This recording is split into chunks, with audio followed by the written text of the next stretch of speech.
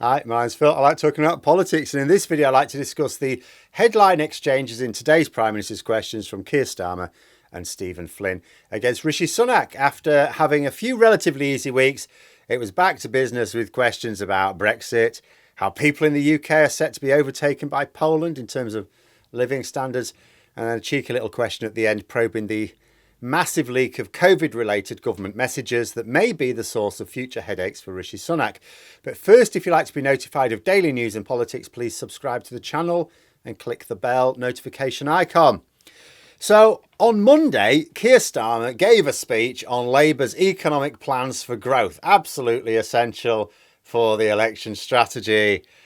And of course, a great deal of people will have missed it because there was other news going on. Little Mr. Sunak was talking about his agreements. But Starmer, in his first question, brought some of this speech back by citing the current trajectory, which means that the average family in Poland will be richer than the average family in the UK by the end of the decade. And I had seen it said that PMQs today from Starmer was like a scattergun approach to the various questions. And I think that's fair. It very much was. I think usually the best PMQs are the ones where the leader of opposition they've got 6 questions. Use the 6, at least use 5 of them to really probe a particular area of weakness. Whereas this one was no, bang, bang, bang, bang, bang, different policy areas. Because I think what Starmer thought was, that speech on Monday was intended to be really important. And I think he's thought to himself, right, you beggar, you've upstaged me. I'm just gonna bring the main points back here today.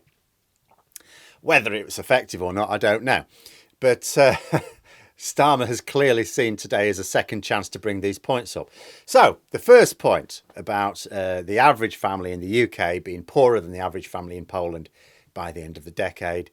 And the response from Sunak was to say that it was the energy crisis that had the biggest impact on living standards.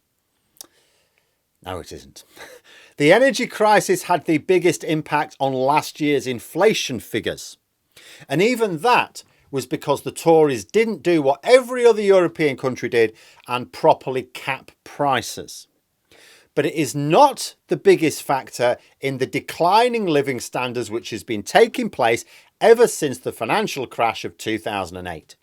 Now, you expect a drop in living standards for 2 or 3 years after a major financial shock, but not for it to have continued for 15 years afterwards. Also, someone might want to remind Sunak that Poland is bordering Ukraine and has done some powerfully heavy lifting when it comes to, say, coping with refugees from the war. You know, the Tories complain about the people coming across on the boats. That is peanuts compared to the influx of refugees that Poland has, without complaining, put up with itself.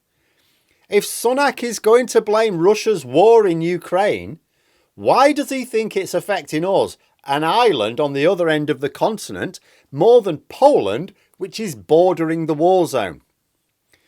He then tried to attack Labour for unfunded spending promises, to which Starmer responded by pointing out the kamikaze budget, as he keeps calling it, from last autumn. Now, in reality, I don't think it was entirely fair to blame the kamikaze budget last autumn because it was summer, not autumn.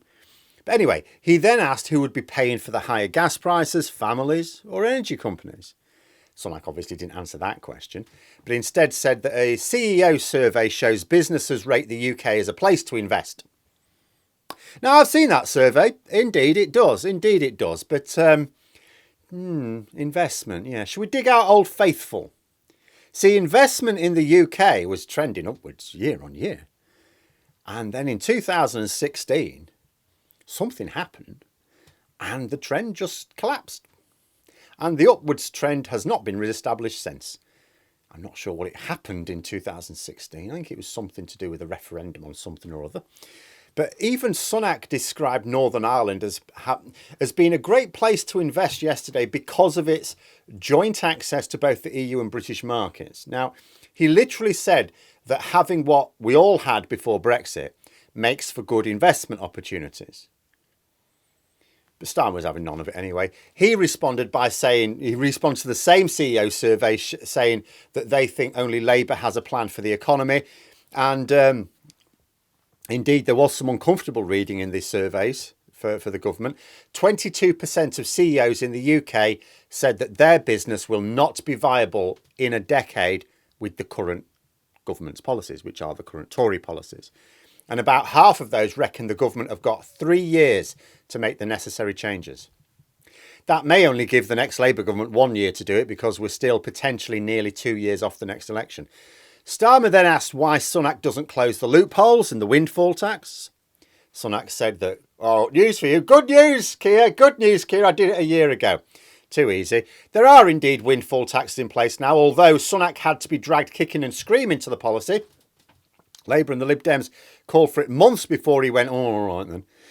But the windfall taxes, which were intended to be applied to oil and gas companies, which are making the massive windfall profits, were instead applied to producers of clean energy, not the oil and gas companies. Starmer pointed out that Shell had paid not one single penny. Not one penny. He then picked up on broken promises by saying that Tories promised to build more homes, but then shelves housing reform, which alludes to there were reforms slated last year, and Sunak then had to pull them because Tory rebels were going to sink it. See, a lot of Tory MPs don't really like house building. It upsets their voters who already own their own homes.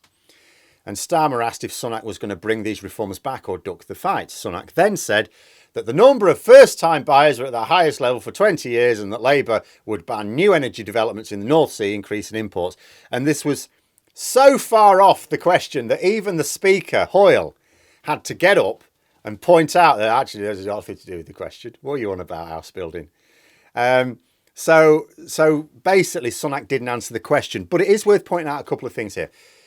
Sunak has in the past claimed that new homes are being built at a record high. He first claimed it like within days of becoming Prime Minister, I think. So in reality, not only is this comprehensively untrue, the new homes being built last year when he first made the claim was even lower than the year before. So when he was trying to make this claim last year, record number of homes being built, it wasn't even a record number of homes being built for the past 2 years, let alone ever. Stupid to even try and make the claim. Obviously, new home building is never going to be a record anymore. You're not going to beat the post-war generation of new home building, are you? But he also said Labour won't allow new energy developments in the North Sea and this will be bad for the economy. And it's like, well, no, Labour have said they're not going to allow any of those developments, but those do nothing for us. What those developments are is private companies extracting fuel from the North Sea to be sold on the international market. If we buy any of it, and we do, we buy it at the same price as everyone else does. It doesn't do us any good. It's not a state-owned process. Doesn't let us have this fuel at a discount, as far as I know. Otherwise, the second thing to note is that Labour will be encouraging the development of clean energy, as the last Labour government did, which requires no fuels subject to political instability abroad, which the Tories are refusing. Starmer then brought up non-dom status, it really was a scattergun approach by the way, as a way of funding more childcare. Sunak quipped that Labour have already spent the money raised from abolishing non-dom status 5 times. Maybe so, Labour have indeed linked the money that could be raised by this policy to multiple things it could be spent on, yeah, fair enough. But they have also talked about other tax raising measures, and the point is that the Tories have not even spent the money once, because they're keeping non-dom status in for people like Sunak's wife to avoid paying their fair share. Finally, Starmer used his 6th question to go a bit off-piece and talk about the COVID inquiry. Now, I am likely to be discussing some aspects of this tomorrow if I can get my teeth into it enough. There's basically been a huge data dump. The Telegraph, of all outlets, has been handed over a load of WhatsApp messages related to the government's handling of the pandemic under Matt Hancock. Might be spicy. Although what internal Tory power struggle it's in aid of, I don't yet know. But there is an independent inquiry taking place, and if it ever gets access to the information it needs, the conclusions could be very uncomfortable for many Tories in charge of the process. Mostly Johnson and Hancock, you'd think, rather than Sunak, but it will be awkward for Sunak because it reflects badly on the Conservatives in general. In fact, after PMQs, there was a debate on testing in care homes from that time. The Tories present were all closing ranks. Now, that is always a sure sign they smell danger, because at the moment, like for the past couple of years, the Tories have been in like open rebellion with each other. The infighting's been on public show.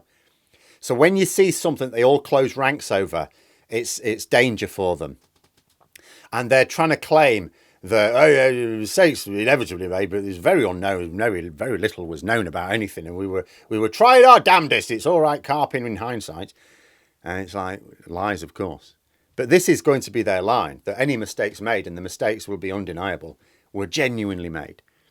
So Starmer asked if the inquiry would be getting all of the resources it needs in order to report by the end of the year. And Sunak just said, well, MP should just leave them to do its work. So no answer there, meaning the government will not give it all the resources, presumably including records, such as the ones the Telegraph somehow have got hold of, that it needs. He only said that it has the resources it needs now, which is patently untrue, because we have just learned of a huge leak of information that the inquiry would quite like to look at itself and doesn't appear to have. So it clearly hasn't got all the resources it needs. It may have all the resources the government wants to give it. But anyway, I think this will come up again, maybe even next week. So then on Stephen Flynn for the SNP. Now, he was much more interested in Sunak's statements about the Northern Ireland Protocol and the access to the single market. And the SNP in general have been pushing this, as you would expect. He asked why Sunak is denying this special, exciting access to the single market to the rest of the country. Sunak said, Northern Ireland is a very special place in the UK. I'm not really sure that makes it any better. It's because Northern Ireland is special, you see. So there's Scotland going, are we not special? No, what? What about Wales and England as well? Are we not special? It's not a good answer, was it? Flynn then said that Sunak seems to be more positive about the single market than Keir Starmer. He asked, does it hurt the Prime Minister to know that the Labour Party believe in Brexit more than he does? And of course, this will be digging two trenches here. It's a dig at Labour, obviously, although I don't think the Labour front bench mind it too much. I've heard a few senior members of Labour who sometimes throw the odd barb at their Tory colleagues on the opposite side of the House themselves. But also, of course, see, the hardened Eurosceptics are already considering Sunak to be like some EU collaboration. What do you call someone who collaborates? Collaborist? Should have thought about this in advance. But they're already sort of saying, he's going soft, or he's shilling for the EU over this deal. They don't like it. It's just a little way of sort of poking at it. Because Sunak's got to come out with his Brexit chops now, hasn't he? But he had no answer to that either. He got lost in a load of gobbledygook about, the mechanisms for Northern Ireland, you see, is nothing to do with the macro issues around Brexit. Now, that's a nonsense. Either the Northern Ireland Protocol was just a way to fudge a political settlement to maintain the peace process, which basically is true, but it's not how Sunak's selling it, or it is a unique, exciting opportunity which Sunak is denying the rest of the UK. It's got to be one or the other. I'm going to cover one more related question as well from SNP MP Joanna Cherry later on. So she asked why Northern Ireland can have this special status but not Scotland, so Scotland specifically, rather than the whole of Britain. Because, of course, Scotland also voted to remain in the EU. Sunak replied that Scotland has a special status, and that special status is being inside the United Kingdom. Isn't Northern Ireland inside the United Kingdom? I mean, I know there's quite a few of the anti-protocol bunch are now arguing that the Northern Ireland has been basically sold to the EU as a sort of European colony now. It's actually quite funny to hear UK unionists describe Northern Ireland as an EU colony. But how's that special for Scotland? Scotland's inside the UK. That's what makes it special. Northern Ireland's inside the UK. And it has access to the single market. Double special. And why I bring this up, it's because the responses to both Flynn and Cherry and others were just so bad. Because despite his recent wins, Sunak remains pretty bad at these sort of exchanges. But the responses could never be strong no matter who was making them, could they? The Tories have got to big up the benefits of Northern Ireland's arrangements. The Northern Ireland Protocol, the Windsor, framework, all it is for the Tories is a fudge. It's something to allow them to have international acceptance. They mustn't harm the peace process in Northern Ireland. That's all it is. They would ideally like to have Northern Ireland not have access to the single market. Of course, they don't want it to have access to the single market, because trade data year after year is now going to show that Northern Ireland benefits proportionally more than the rest of the UK because of that access to the single market. It is a nail in the coffin of Brexit, allowing Northern Ireland access to it. But the Tories have to accept it in the interests of international acceptance. So that is what it really is. But they cannot sell it like that. They cannot sell it. They cannot sell the protocol as something just to stop people in Northern Ireland making a fuss. So they have to sell it as this awesome arrangement to allow the various political groups in Northern Ireland to sell it to their own supporters as a win, as a benefit. But to do so is to point out how the rest of the UK is getting a poorer deal. And there could be no other way of spinning it. I saw Daniel Kaczynski, who also had a pop at Keir Starmer later on about his comparison with Poland, which is absolutely true, by the way. And, you know, he was describing the Northern Ireland Protocol arrangements as a Brexit benefit.